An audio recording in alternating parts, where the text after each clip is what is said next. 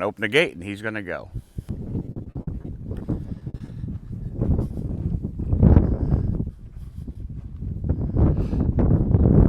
Well, he might have one there. He might have.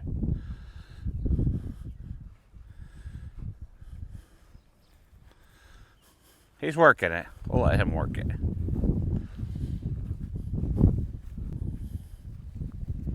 Nope. So there's what I was talking about earlier. As he walked over. Hey, Red, mushroom. Where's that, buddy? Mushroom.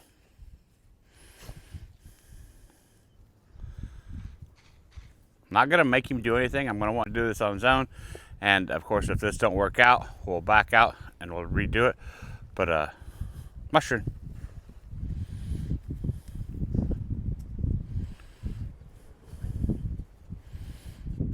Remember, this is the very first time, and he is 100% using his nose right now. Or at least, for the most part, using his nose. Because, as you see, he walked over that mushroom. We're just going to let him work. Be patient with this part of the process. Don't get discouraged.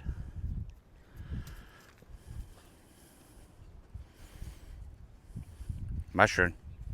So there's